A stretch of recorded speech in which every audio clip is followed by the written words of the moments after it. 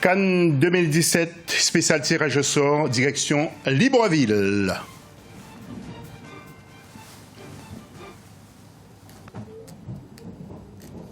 Garantir à la jeunesse du continent, dont la passion pour le football est un secret de polichinelle, un meilleur encadrement. Monsieur le Premier ministre, la Confédération africaine de football réitère une fois de plus ses remerciements à votre personne ainsi qu'à votre gouvernement. Vive le football africain et célébrons l'Afrique. Je vous remercie.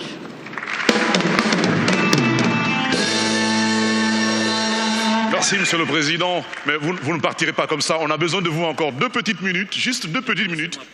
Vous voulez poser vos papiers? D'accord, on vous laisse poser vos papiers. Monsieur le Président il pose ses papiers. Il revient pour répondre à 2 petites questions de Daniela Mengue, justement. Monsieur le Président, par ici. Merci, Monsieur le Président, de nous accorder ces quelques minutes supplémentaires. Bonsoir. Je profite de cette occasion pour avoir 2 petits éclairages. Une première question. Nous savons bien évidemment que le docteur Issa Hayatou est tenu par la plus stricte des neutralités quant à cette Coupe d'Afrique des Nations 2017 et des équipes qui y participent. Mais je vais quand même poser la question. 16 équipes qualifiées. En avez-vous une favorite? Si oui, on aimerait bien savoir laquelle. Je n'ai pas bien compris, s'il vous plaît. 16 équipes qualifiées. Oui. Est-ce que le docteur Issa Hayatou, féru de football, on a une favorite? J'ai un micro pour vous, Monsieur le Président. Madame, vous m'embarrassez. Je ne peux pas, en tant que président de la CAF, avoir un favori parce que ça peut téléguider l'arbitrage, ça peut téléguider beaucoup de choses. Je n'ai pas de préférence. Voilà qui est dit, mais je ne pouvais m'empêcher de poser la question, simplement en tant que passionné de football.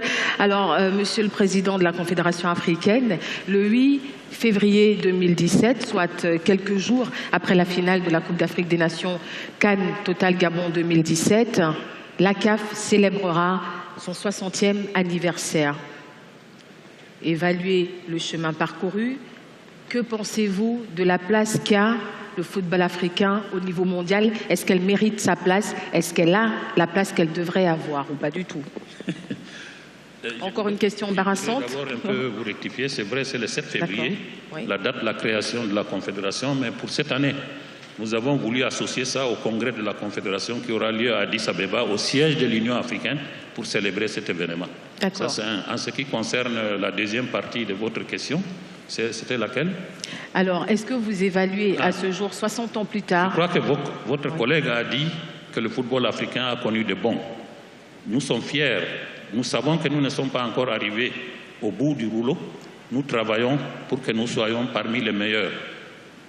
Au jour d'aujourd'hui, on ne peut pas parler du football mondial sans parler de la Confédération africaine de football. Les programmes ont été réalisés grâce à l'ensemble de nos gouvernements, grâce à l'ensemble du comité exécutif, grâce à l'ensemble des fédérations africaines. Nous sommes en train de faire des pas, mais des pas de géants. Je vous remercie. Et le football africain a bel et bien sa place au niveau mondial. Merci, Monsieur le Président. Régis, merci. Monsieur le Président, dans un instant. Je ne vous les donne pas. Je les garde pour moi. Je n'ai jamais été aussi près de vous. J'en profite un maximum. Avec la bénédiction justement de notre prochain invité qui viendra à vos côtés. Mesdames, Messieurs, je vous invite à accueillir Monsieur le Premier ministre, chef du gouvernement de la République gabonaise, Monsieur Emmanuel Esosé Ngonde.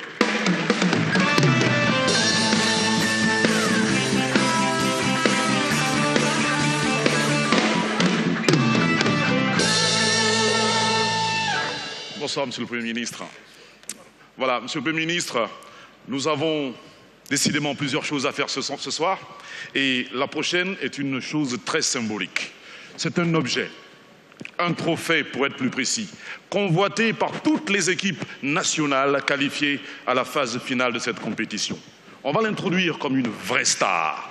Mesdames, Messieurs, voici la Coupe d'Afrique des Nations Total Gabon 2017.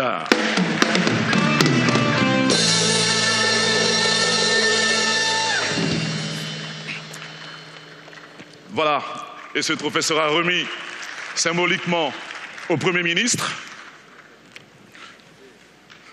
On applaudit très fort.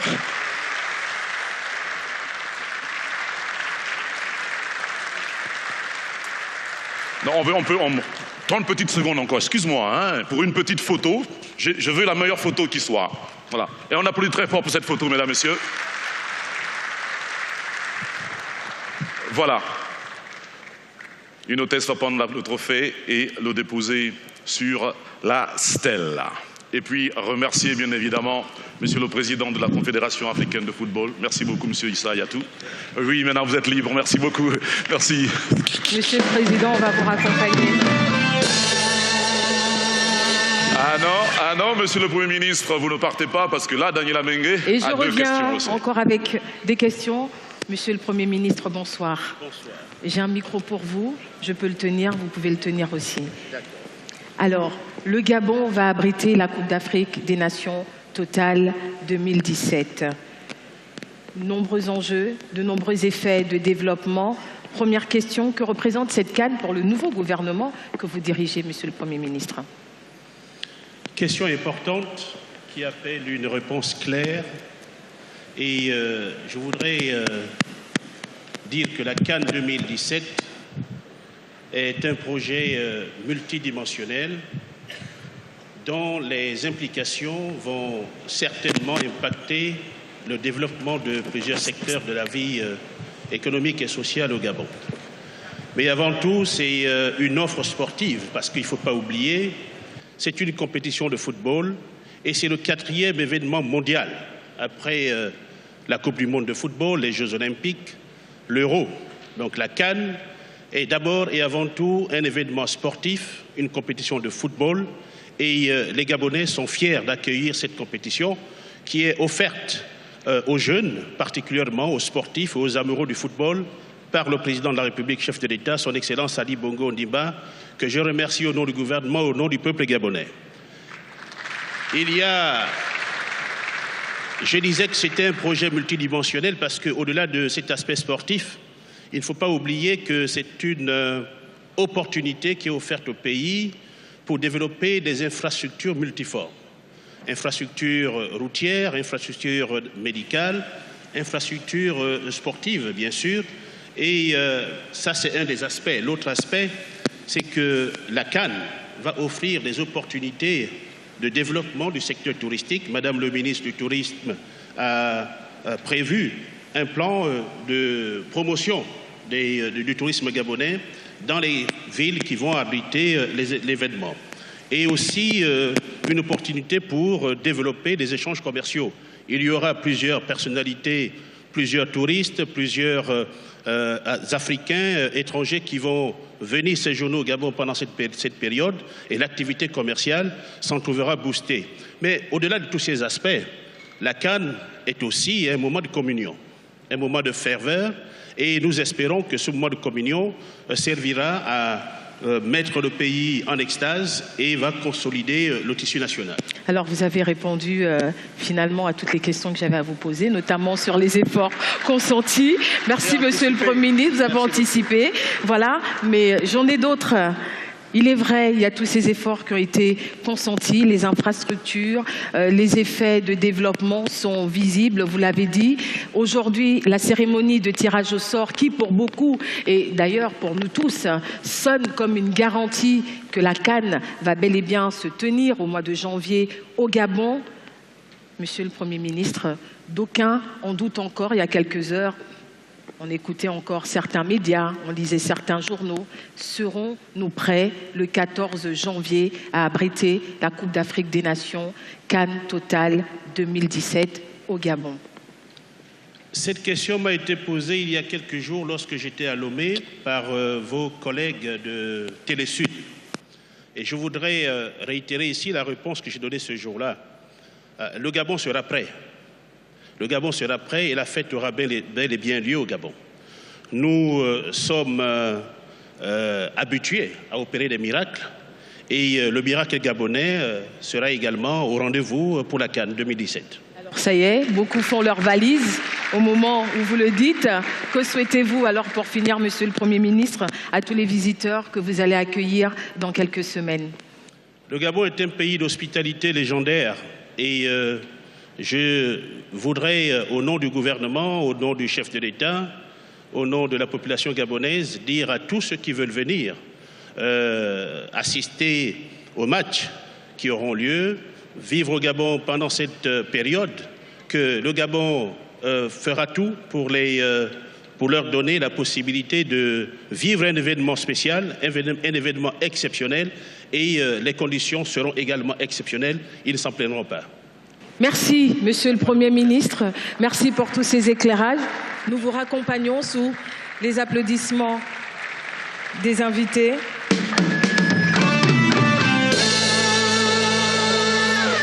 Voilà, c'est dit, c'est clair, plus aucun doute, la Coupe d'Afrique des Nations Total 2017 aura bel et bien lieu au Gabon. Le rendez-vous a été donné, confirmé par Monsieur le Premier ministre. Le Gabon, il l'a dit, est une terre d'opportunités durables, on l'a vu, d'opportunités, de développement, davantage. Je vous propose de les suivre à travers ces images. Merci.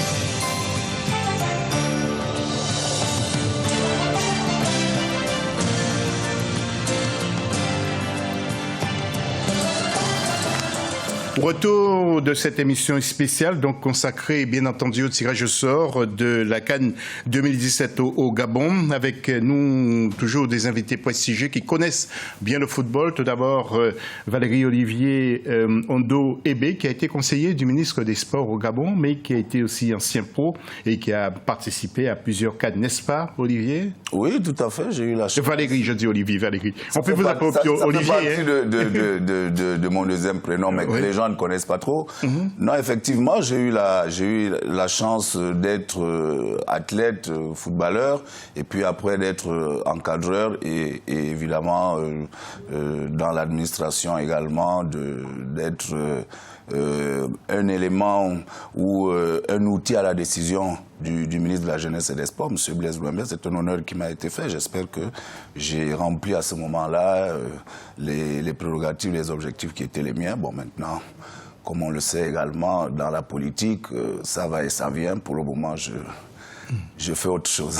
Oui. À Missinaoli, la RDC attend l'organisation. Le dernier grand événement que vous avez organisé, c'était un championnat du monde de boxe. C'était ça qui était quand même plus grand. Donc, on peut dire dans le monde entier, tout le monde fixait les yeux, braquait les yeux vers notre pays. À quand une CAN? En 1974, ça date quand même. Mais là, je pense que c'est pour ça que je profite pour envoyer un message de paix aussi pour notre pays, parce que quand il y a la paix, on peut faire beaucoup de choses. Donc j'espère qu'on peut organiser aussi, pourquoi pas, la CAN comme le Gabon, pourquoi pas la Coupe du Monde, pourquoi pas voir plus loin. Donc on peut faire beaucoup de choses, mais dans la paix. Donc voilà, mais je suis persuadé que ça va venir. La Guinée-Bissau, est-ce que c'est un pays qui vous a surpris? Je compare justement ce pays à la prestation du Cap-Vert dans cette CAN? Surpris forcément, pas moi seulement, surpris tous ceux qui connaissent et qui suivent le football africain, voire mondial, mais c'est également un message qui nous interpelle, à savoir qu'il y a un nivellement de valeurs, donc tout le monde se prépare, tout le monde s'organise. On l'a eu comme pour exemple lors de la dernière CAN avec le Cap-Vert, qui quand même, faut le souligner, est allé battre le Cameroun à domicile et qui s'est qualifié et qui, je crois, si ma mémoire ne me joue pas des tours, est arrivé jusqu'en quart de finale de la dernière CAN, je pense, le Cap-Vert. Donc, aujourd'hui, c'est la Guinée-Bissau. Cela voudrait dire également que le football africain, disons, les petits pays se rebellent, les petits pays s'organisent pour rattraper le retard perdu. Donc, c'est une bonne chose pour également de tirer le football vers le haut et de faire en sorte que tout le monde ait sa chance, en espérant simplement que la CAF agrandisse, élargisse un peu le nombre de participants à la CAN. Je trouve quand même assez bizarre que sur une confédération la plus grande, qui a 54, voire 55 adhérents de fédération, qui n'en a que 16 participants. Je pense qu'on pourrait faire mieux quand même. On y reviendra si nous avons le temps. Justement, le folklore sur notre continent, depuis Libreville, regardez.